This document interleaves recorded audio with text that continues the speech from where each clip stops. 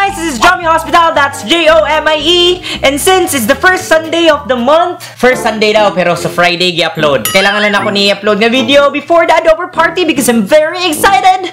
But without further ado, it's time for Q for J.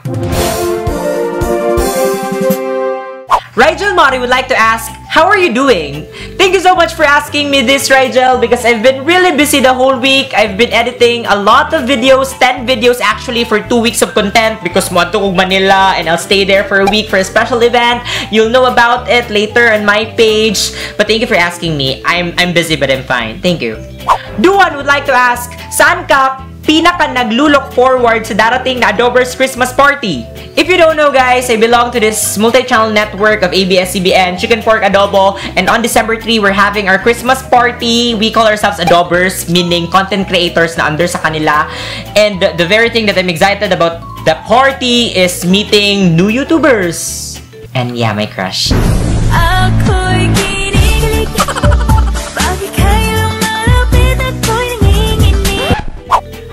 Content creator, okay, diba? Alam Garcia would like to ask, sino ang Adober crush mo?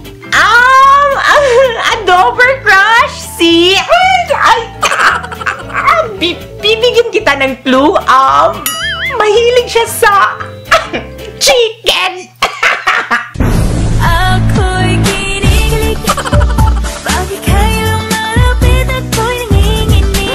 And speaking of Adober crush, nag-ask siya mismo, Louis Pacheco would like to ask, how would you describe your ideal vacation? My ideal vacation would be, I don't know, anywhere. Basta kuyog ka.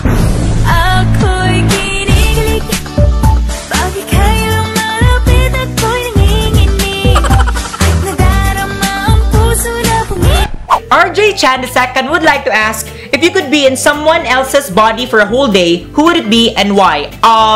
It would have to be Lady Gaga because, I don't know, I just would love to experience her musical ingenuity even for a day and unsay gatuyok sa iyahang powerful kayo na mind. And she's just like one of my favorite people in the world and yes, it would have to be her. Bernardo Jeffrey would like to ask, na-inlove ka na ba sa mga naging partners mo sa iyong ginagawang videos?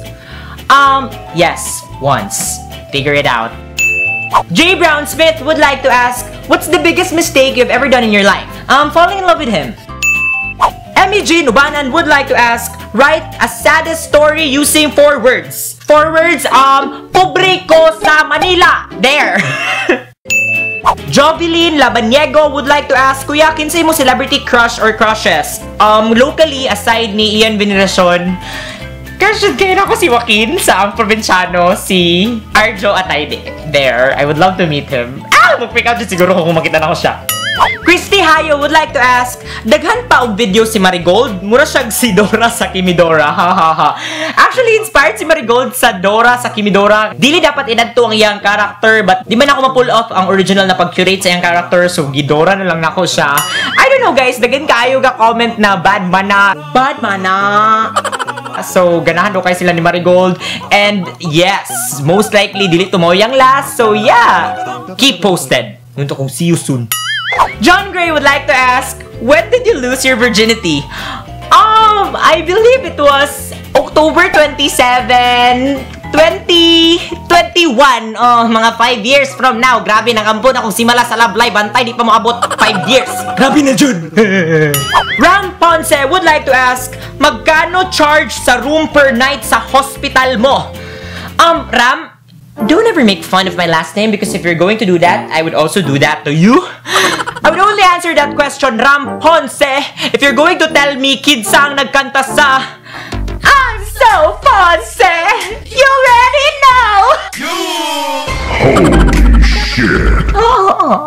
Sian Tobias would like to ask, anong video ang gusto-gusto mong gawin pero di mo magawa? This is so easy.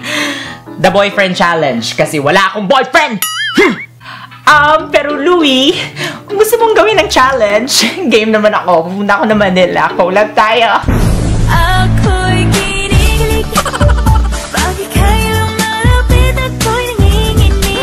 So So that's it for this video. I'm sorry if short rin siya nga video. I just want to create something, a Q for J. Give me ako Q for J. If you like this video, be sure to give it a massive thumbs up. Subscribe sa akong channel kung wala pa ka nag-subscribe. Kung hindi ka kasabot og Bisaya, problema na lang mo. Once again, thank you for watching. This is Show Me Hospital saying, no regrets, just love.